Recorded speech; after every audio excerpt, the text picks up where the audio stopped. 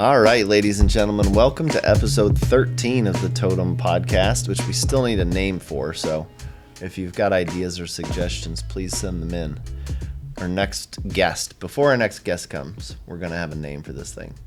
So no guest today, but we are excited to talk about a few things, including Village Bourbon, which was a gift from a dear friend of the firm's. So thank you, Joe. Really looking forward to digging in today. From Vermont. Vermont, not somewhere where you usually would see bourbon, but 60% corn, 40% rye. That's what they Did say. I get that right? Yes. And no maple syrup or artificial sweeteners. Spoiler alert, it's good. Very good. It's very good. But the current event we'll get to in a second, but the business topic is going to be, should you buy or lease your space if you're a small business owner? But the current event is, so last week we had a property tour with a client, and they were looking at spaces in downtown Pittsburgh and on the North Shore, which is obviously on the other side of the river where the stadiums are at. Incredible redevelopment called Nova Place. And their holdup right now on that decision is the fact that the north side has started to become a tent city. And if you walk out the back door of Nova Place and look across the street, there's probably, if I were to guess, 50 to 60 tents, which has become an all too familiar topic and concept here in Pittsburgh. So curious from the both of you, thoughts on what this city can do to stave off what seems to becoming a mounting issue and now impacting commercial real estate decisions directly. Everywhere. And it's not just Pittsburgh. It's everywhere in the country and probably everywhere in the globe. It's just a huge issue, and it's completely out of hand. Yeah, and it's wild. Like, this is legitimately the first time it's impacted, at least to the best of our knowledge, a client's decision about where they're going to occupy or where they're going to occupy space to house 100 employees. Like, this is not a insignificant decision. But you think it's really the first time that someone has? I mean, no, First time it's it's just the happened first time twice. it's impacted a client directly one to of our us. clients. Yeah. Yeah. I was gonna say. I mean, I feel, I lived downtown until, fall of 2019, and So just before the pandemic, basically. Is that right? Yeah. It was spring of 2020. Yeah. Yeah. So, it seems like I was in my house longer than that. But anyways, so the decision that I made to leave downtown, where I was renting, is it had gotten noticeably worse in the previous year. Mm-hmm. I would say from the end of 2018 to the third quarter of 2019. And when you say worse, what does that mean? As far as less people out and about at night, Mm-hmm. More homeless people that would follow you, get aggressive with you, also just dirtier. Like, you couldn't go anywhere at any point in time in the day without smelling pee or seeing other things that were worse than that. And it just largely, I used to take my dog to the 9th Street Dog Park, which was across Fort Duquesne, and I could never walk in the other direction towards 7th or 6th Streets because there were people just lined up there openly doing drugs. So as bad as the homeless problem is now, when I was down there, it was just blatant drug use, which I think has probably contributed to the rise in homeless over the last couple of years. But Right. I know a lot of people when I lived downtown and when I was looking to get out of downtown, a lot of people that I was talking to at the time were in the same situation because they had felt like it had gotten noticeably less safe. And people didn't want to work downtown. People didn't want to have to park downtown, but people were also kind of scared to be downtown after dark. And I think that's just gotten worse since. And this particular situation was a tenant coming into an area. Yeah, they're trying to convince. I mean, they're struggling like everybody else to recruit, and they're a suburban company right now who is deciding, like, will the energy of the city be enough to help them in their recruiting wars, because all the people that they're losing to are either in the Strip or in Lawrenceville or on the north side or downtown because of the energy. But they're really worried about, does the energy get offset by, in this very specific situation, the tent city right outside of Nova Place, for their suburban employees who are used to driving up and parking at the front door of their, Class B office building in middle America. Well, and that's just the one part of it. What about the communities or the cities, the urban areas that are actually losing tenancies? Right. Washington, D.C., New York City, Boston, Chicago, L.A., San Francisco. You can go on, and it's not just they're losing their tax revenue sources from business and industry. They're losing it from residences. They're getting out of Dodge because it's the Wild West, and it is unsafe, and it is unsanitary, and it's completely out of order. Well, you will all be, perhaps pessimistic to know. So there is something being done. I guess back in August, City Council charged Mayor Gainey and said, he had 2 weeks to come up with some kind of plan of what they were going to do to solve for this problem, because enough people had complained, both private citizens and companies, who felt that their presence here was being impacted negatively. And just a quick stat while we're at it, because I actually did my research today. Between May of 2021 and May of 2022, there was a 21% increase in documented homeless population in Pittsburgh. Jiminy Christmas. Which is pretty crazy. Do they have a tally on how many homeless people there are in Pittsburgh? So it wasn't in so the. They must if they've got the 21%. Yeah, it growth. wasn't in the article I read today, but I swear recently I saw something that said it was like 240 some people. 240 people. Homeless, yeah. It's got to be way, way bigger number than that. But You think? neither here nor there. Yeah. Oh, yeah. Oh, absolutely. I mean, there's 240 tents on the Allegheny River. No way. Definitely. On both sides of the river, coming in, Absolutely. I think that there's at least 240 tents. And it's curious, and my son asked me this. This is what's so great about kids. They don't have a filter in. They don't really know what they don't know. But he's like, why are all the tents red? Which made me think immediately, who is giving out these tents? This isn't random that they're all red. There's certainly, the universe doesn't work like that. I didn't realize they were all red. But they're all red. So they're getting them from some point of service that's saying, we'd rather you have a tent than not have a tent. Well, but that's probably better. I would rather walk by a tent humane, but than a partially naked man sleeping on the river trail. But it's totally creating an acceptance, an enabling. Right. That's exactly what it's doing. And just to get a handle on the number, for those of us that do watch the news, the city of Los Angeles had an estimated homeless population of over 70,000 people. Okay? And so that's 1%? That number... Or no, 0.1%. You have the calculator, but that number is being disputed by everybody in the city council, saying it's completely undercounted. This is, if someone said there's 250 homeless people in Pittsburgh, there's no way that number is accurate. Right. Well, I'm also number dyslexic, so it could have been 842 or 480. It's got to be in the thousands. I don't think it's that. I think that's one of the issues, is that it's, I bet there's 250 homeless people in live Morgantown. fact check. How many homeless people in Pittsburgh? It is enabling. It's not doing anything to solve the problem, and it's exacerbating the problem. But it's also a very difficult problem to solve. The thing that they're talking about now is they're working with the city of Houston, and they're also studying New York's implementation of the plan that the city of Houston used, which is called a housing first model. Because basically, there are people who fall on hard times, and just for inflation or whatever, maybe they're evicted. But most of the people that you see out there definitely have mental illness or drug addiction. Some type of substance abuse. Right. Yes. And that is a very hard, giving... In 2020, and you can do the math on that rise. So over 1,000. Yep, around Wait, what did you say? 800 and 887 during 2020. 887 in 2020. Yeah, but 20% increase puts it at Okay. like just over 1,000. Okay.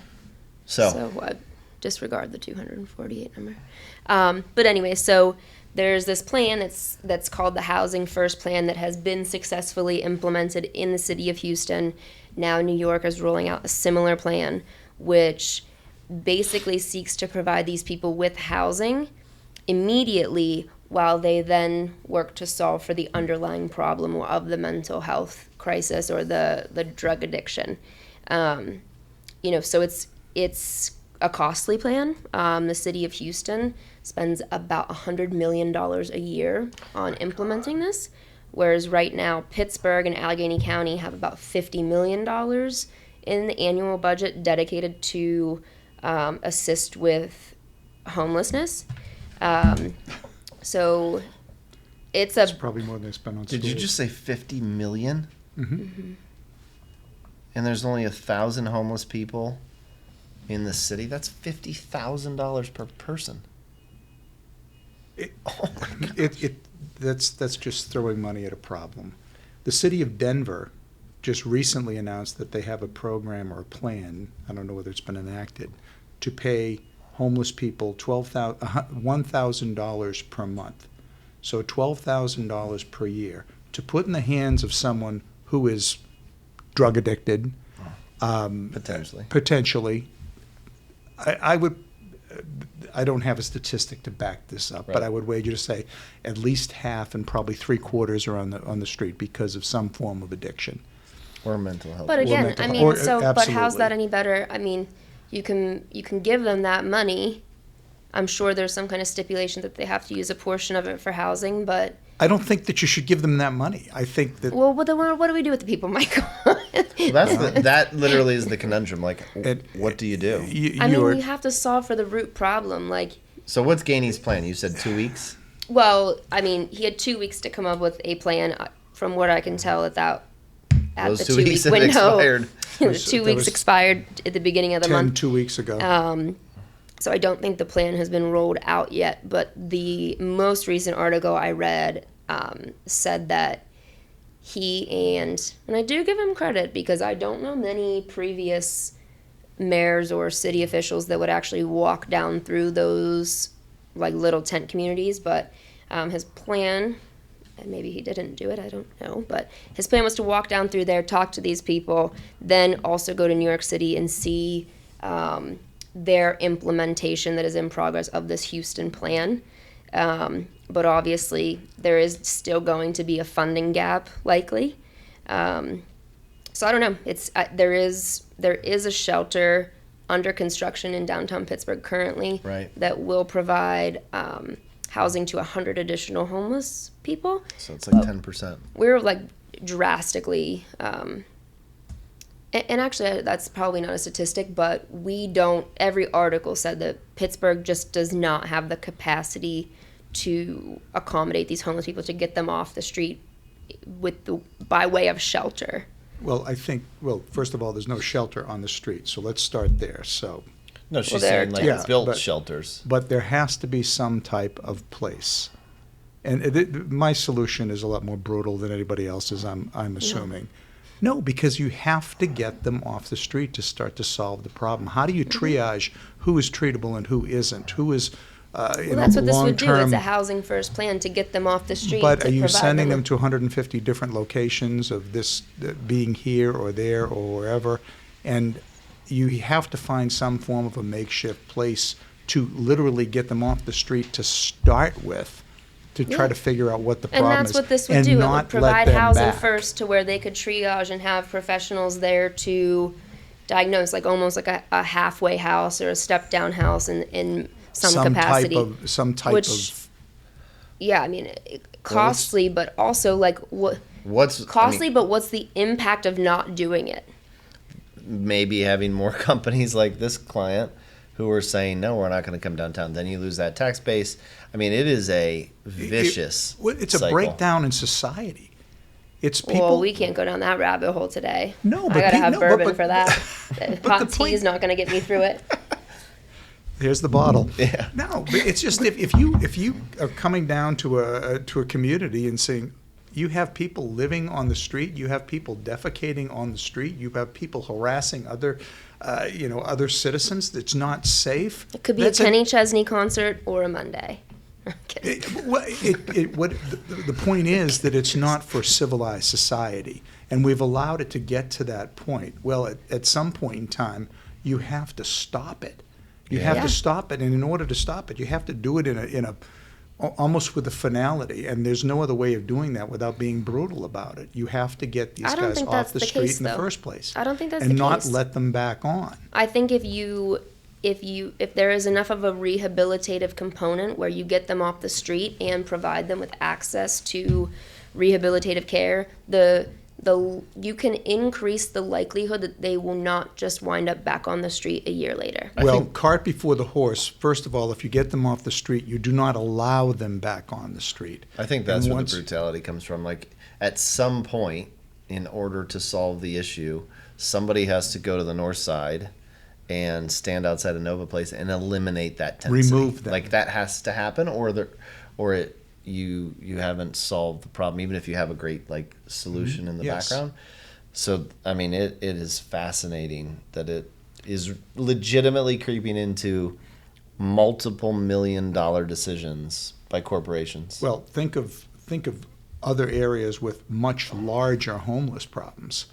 New York, Chicago, L.A., San Francisco. Okay, they are losing people left and right. I think San Francisco, California itself has lost close to 10% of their population. Yeah. I mean, that's an awful lot of people. Yeah, but I mean, I don't think you can say, is that strictly just because of the homeless population? Or California's got a whole bunch of fires? Is it because No. I think it's because of the whole, again, the breakdown of society. We haven't even touched on, and I don't think Pittsburgh's been hit with this yet, but you can pick the community where crime now has become a huge issue. Now, is that part of the homeless problem? Is it exacerbated by the homeless problem? Is it just or is it exacerbated by the media? Because I don't know. I don't know if there's a breakdown of society. We used to burn women at the stake because we thought they might be witches. That's not true.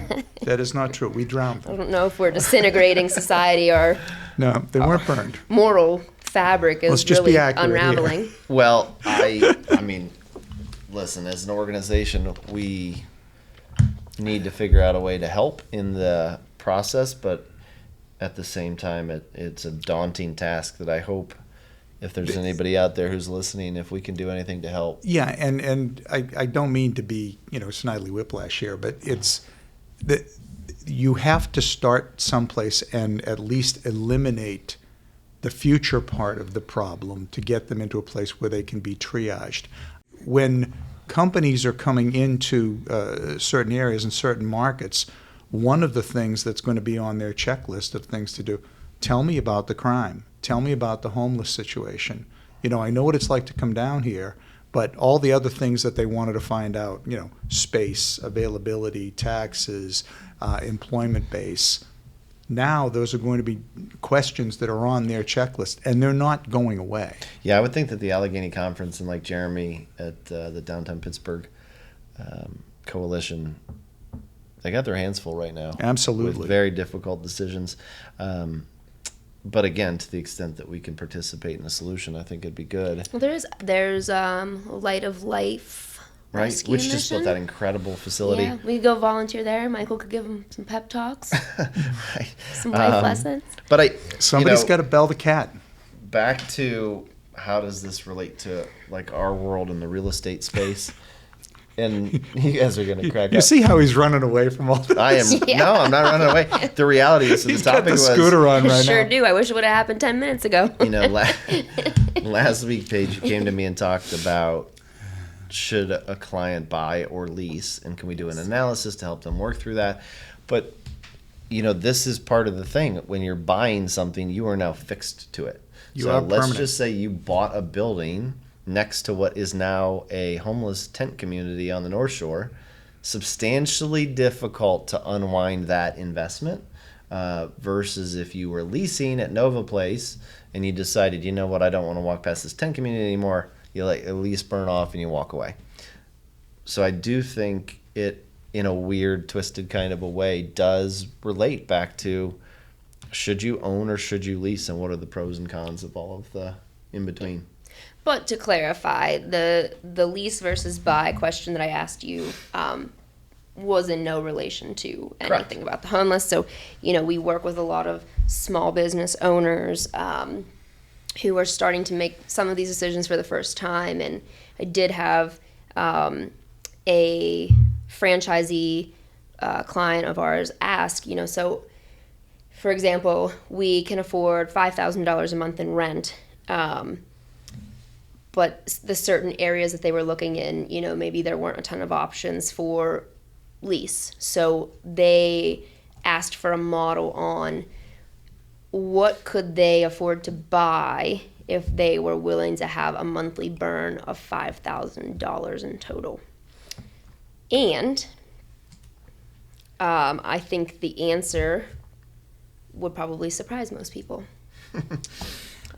Because you can't just buy a building where your mortgage is $5,000 a month and call it a done deal. So I guess talk a little bit about, I called you, I presented you with this question. It's like, hey, do we have a model? Can we send a model? And your response about what the lender would require for them to even purchase a building that would result in even $4,000 a month mortgage was what? Yeah, so I think the misnomer in the small business community is that if you own your building, you don't have to pay rent. And if you're in a position financially where you can buy the building with cash, then sure, you can, let's just make up a number and say you're going to buy $1 million building. If you have $1 million in cash, you could go spend $1 million, buy the building, not pay yourself rent, and effectively make that $5,000 a month situation disappear.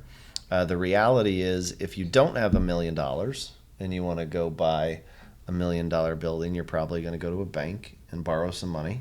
Typically, depending on the situation, somewhere between 70 and 90% of what the value of that building is. So you're going to get a loan for $700,000 to $900,000. If you use some SBA programs, there's some interesting ways to not have to come up with a ton of a down payment. But when you borrow that money, you now have a mortgage payment, and the bank is going to say, great, the company that owns this building, which most often will not be the exact Should same. not be your operating company. Yes, it shouldn't be. Should not be. Should That's not what I be. said. That's Should where not be. we should That's bring the on first a lawyer to talk about statement. that. It But should not be the same the other entity. building. Yes. So the entity, let's just say Joe and Mary Smith LLC own the real estate, and then the operating company needs to use that real estate. The bank is going to say, okay, we want the operating company to pay Mary and Joe Smith rent. And in your scenario where the client said we want to have it be a wash, so we figure out what they can afford with $5,000 a month in mortgage payment, it's really not a wash because the company still needs to pay $5,000 a month to the real estate landlord. And I'm not talking people out of buying their own buildings, but if they could spend $5,000 a month, that's $60,000 per year. If you had a $1 million building, basically you're capping your revenue at 6%. That is what you're going to get as far as a return goes. Is the $1 million that you have, would you have made a better return if that were in the market, or if you had diversified that money in another manner?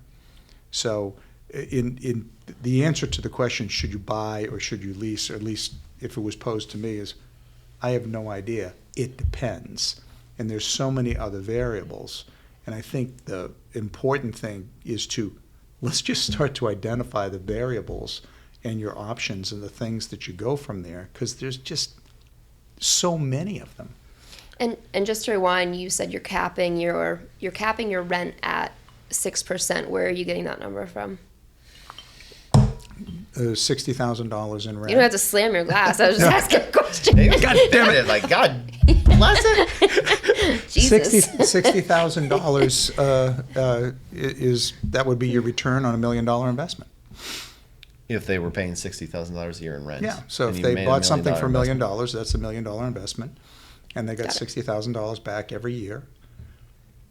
And then you have the element, maybe I am trying to talk people out of doing it, but then you have the element, well, what happens when the value of the property goes up and you're stuck paying yourself $60,000 in a market where you should be making $120,000 in rent? So there's all sorts of interesting offshoots of that same question. Yeah, I mean, I think my immediate reaction to anybody who asks that question at this point in the career is, all right, do you want us to give you advice as a real estate investor or as an operating company? Yes. Because somebody in the relationship between, even though it's the same people, it's still Mary Jo or Mary and Joe Smith who own the operating company and the real estate. One of the two parties, either the landlord or the tenant, is going to lose. Like, you're going to make a sacrifice for one of the two entities. And I think that most people don't think about that. They just think, well, I'm going to eliminate this expense. And it's like, well, no, you're not going to eliminate it. You're just going to shift risk. And where do you want to shift the risk to and why are the questions that really need to get asked. Because, as Michael points out, is a 6% return on your investment a good rate of return versus whatever that $1 million of investment could have gone to in the operating company, right? Like, if your operating company is making 20%, then in very simple math, it doesn't take a rocket scientist to understand, invest the $1 million in the business because you're going to Open get a second location.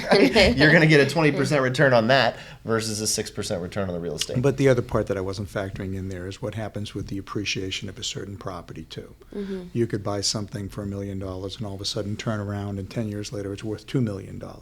So that negates all of that, that whole concept of this is what you're fixing your return at. Okay. So you brought up appreciation, and clearly that's the one that's really hard to model because people are like, oh, but I'm going to invest and I'm going to pay down the debt and then this building's going to appreciate. But we're not, savants in the sense that we don't have a crystal ball, so we can't model. You're going to get 20% appreciation over the next 10 years. I mean, it is a faulty way. You can model it, but it's not accurate. Yeah, it's like, Yeah. you can make a spreadsheet say whatever you want it to say. Mm-hmm. So it would be very easy in our role to show somebody how they're going to make an investment and there's going to be all this appreciation at the end of the day. It's going to win. But I don't think we're being good stewards to our clients if we build financial models that assume best case outcomes on an appreciation schedule that just isn't real.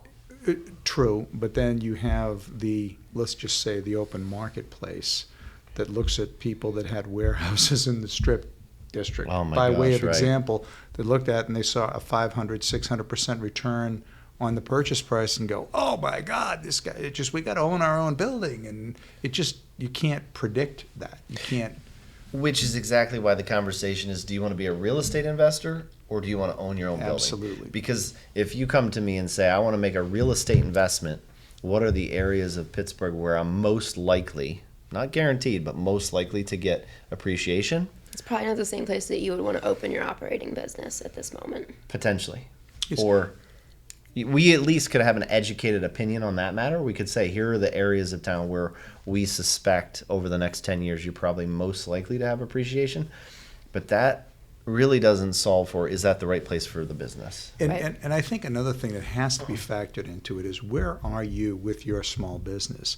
There's some small businesses that are not startups. They've been in business for quite a period of time and they're looking, okay, I have extra money to put someplace. Then it becomes somewhat of a diversity play.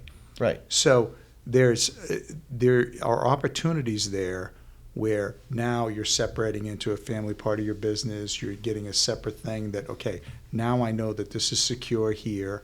I have my operating company. You're not being tied to, I have to feed the mortgage to make sure that they don't take my building away, or I don't have to feed my company to make sure I have enough money to pay the mortgage. Mm-hmm. So there's other aspects of it. So in the ongoing wealth management or advisory components of small businesses that go through their life cycle, that's an important thing to be considering while you're going through it. Mm-hmm. And again, it's different for everybody that will do it.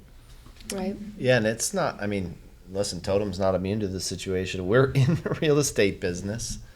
In theory, we know a little bit about it. And we do not own our own building. We're sitting here in Gateway Towers. It's owned by Hertz Investment Group out of California, and we've just made a commitment to move to another Hertz building next door.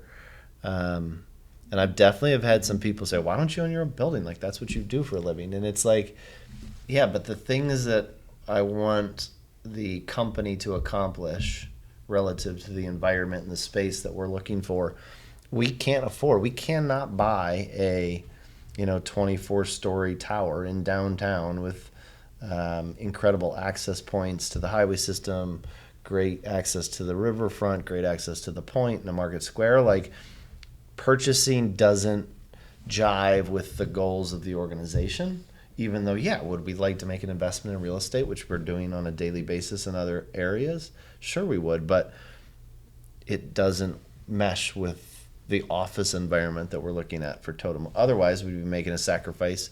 We'd be out in the suburbs. We wouldn't be participating in what is trying to be a revitalization of the town. So, But in the same breath, the offices that I have in West Virginia, I own both of them. yeah. So I did it specifically with the understanding that I'm not doing this to be a real estate investor, and I'm not getting free rent. It's just this is the decision I made in developing the rest of those properties. Yeah. But you know going in that you try to evaluate every dynamic that you're going to see. Mm-hmm. And that doesn't mean you're going to get all of them, but that's exactly what you're trying to do. And I do think full circle back to the tent city thing, which, when we talked about these topics, it seemed like, well, how do they correlate at all? But I think when you are a business, small, medium, large, whatever the case may be, if there's something about your process that is extremely unique and or very specific to you, like a foundry, for example. I've always used this as like the go-to example. Like, you can't afford to no longer have your foundry. So the decision about owning versus leasing changes drastically, because you can't be in a position where you give a landlord the ability to end your lease, right? Because if he ends your lease or she ends your lease because it has run its course, and every lease at some point runs its course, whether it's 2-year lease, 5-year lease, 20-year, 99-year lease, like at some point it runs its course.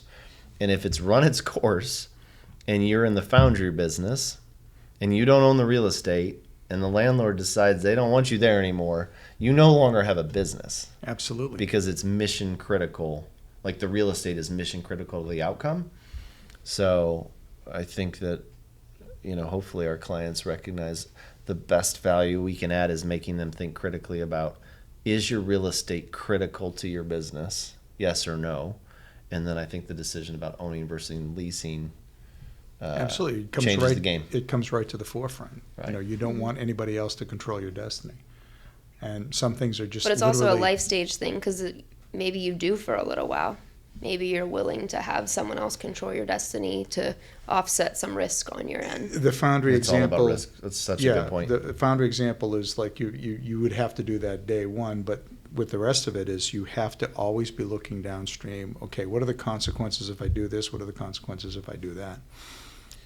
And it's interesting, right, in the conversations that we get to see behind the scenes, like how much the landlord doesn't or does know about the criticalness of the real estate, right? Because it's a leverage issue. Mm-hmm. Like, if the real estate's critical and the landlord knows it, guess what? The relationship in that negotiation is heavily tilted toward the landlord. Wow. Versus if it either is critical and they don't know it, or it's not critical, if you can pick up and move, next month, it changes your ability to negotiate on a lease or a purchase, actually.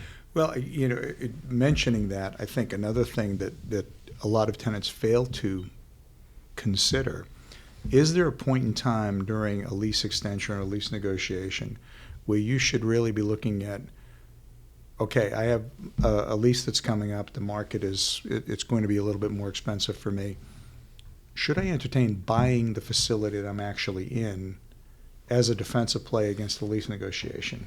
Yeah. And again, it's the same kind of math exercise where I really should be looking at this If I owned it, now I'm the landlord, I'm getting the benefit of it. I'm not doing it as a real estate play. I'm actually doing it as a defensive play in negotiating with my landlord. We are working on a project right now in the South where a bank, it's a REO situation where the bank took this property back. Bank owns the building. Bank is only marketing the building for sale. Our client only wants to lease. We toured the facility. Bank has said, okay, we will lease it to you under these terms. The terms aren't great. And I have said to the client, why don't you buy the building, And lease it back to you. do the improvements that are necessary, put yourself in a position to succeed, will then sign the 5 or 10 year long lease that you wanted to sign in the first place. Then we'll turn around and sell it, and you can recoup all of your CapEx. And if we do a really good job, you'll actually probably, recoup plus. And that light bulb had never gone off for this. And individual.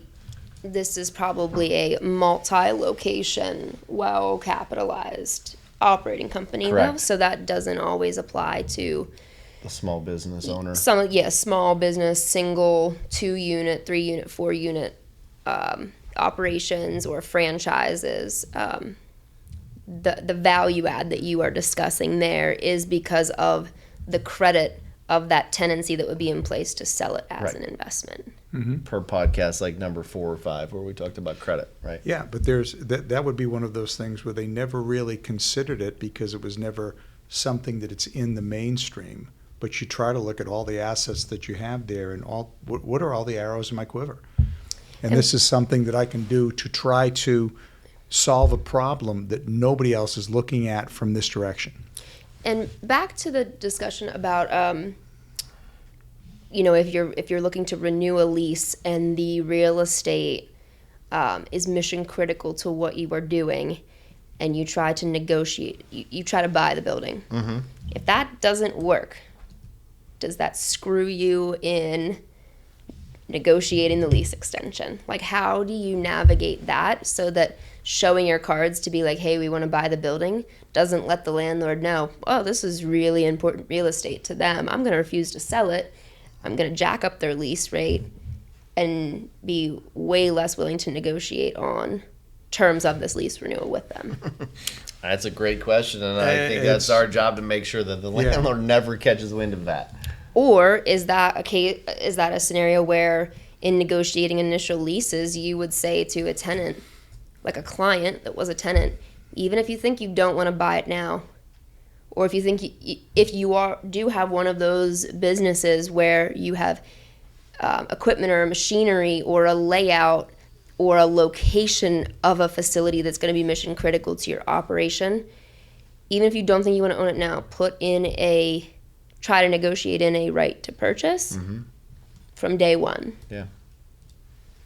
A right to purchase or a right of first refusal. And I think that, you have to position it on the buyer side or our client side that, hey, we just want flexibility in our capital stack. Like, we want to make sure we understand where all of our chips lay, versus saying to the landlord, hey, this is kind of mission critical, so we want to be able to control it in the future, which is like the exact same end goal, but a totally different leverage creation with the landlord. Yeah, and it's or totally how seller. you position that. If you're kind of a savvy landlord, you kind of expect someone is going to request that right to purchase it. And the situations, Lord knows what's going to happen in the future, but let's say it's to your benefit. We have a client who is a situation where they have 7 properties. Am I getting this right? 7 properties with a right to purchase at rates that are below market. Substantially below market. Substantially below market, and there's an arbitrage opportunity in there that is going to equate to multiple 7 figures of dollars. It's nice to have that arrow in your quiver. It is very nice. Mm-hmm. And even the landlord that you're negotiating with, when he gave up that right, he had no idea what was going to change and anything like that. It just gives you that much more flexibility. And considering that lease versus buy, sometimes it's good, sometimes it's bad, and sometimes it's irrelevant. but it's never just a trade-off. $5,000 a month for rent to lease it, $5,000 to get month mortgage to own it. No. That is There's not so many That more how is that moving such a parts of that. false.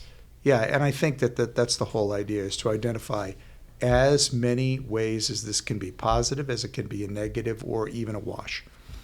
So the more that you do that, Not only do we need to come up with a name for this podcast, but we need to come up with some kind of cue for let's wrap it up. 'Cause I really thought that was the segue, Michael. Here we are. Hey, this is a group of people who like to chat, so That's true. rapping is never an easy thing.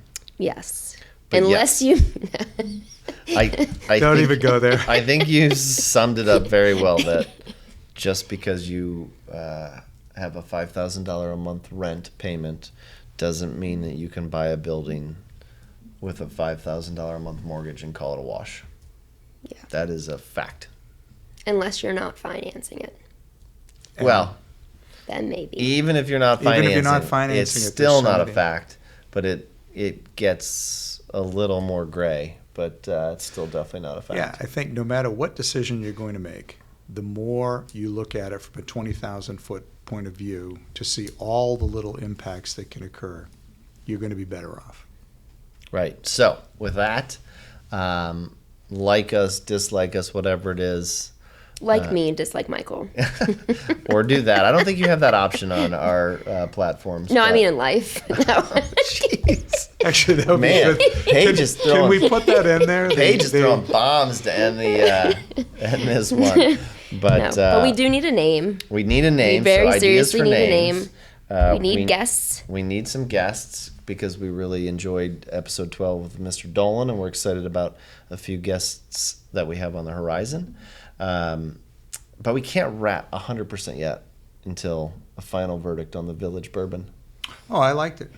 This is the absolute best Vermont bourbon I have ever had in my life. I'm gonna put it. Is that a one of one? I'm gonna put. Yeah, exactly. my. Oh my gosh, my wife's grandmother used to always say, "You are my favorite son-in-law." I'm like, "Well, I'm your only son-in-law, but thank you very much. Yeah. You're the best." I'm gonna say it's my second favorite that we've had on the podcast. Only second to our good friends down in Mississippi, which Bradshaw? are still hanging out up Ew. there. Old Soul. Ew. Yeah, Old Soul is Yeah. spectacular. But 2 for 2 with client gifts. yeah, that is fantastic. So clients, if you're listening, Especially if you're out of state and can actually get access to good bourbon, because Pennsylvania is Pennsylvania sucks. kind of a dumpster fire when it comes to that. Yeah. So, with that, cheers.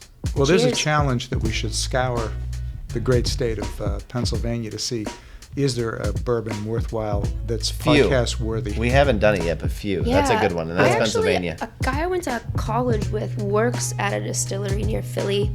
It's called Blue. Oh, I don't want to mess up the name, but I think it's called Bluebird. Uh-huh. I could be wrong on that. Something with blue.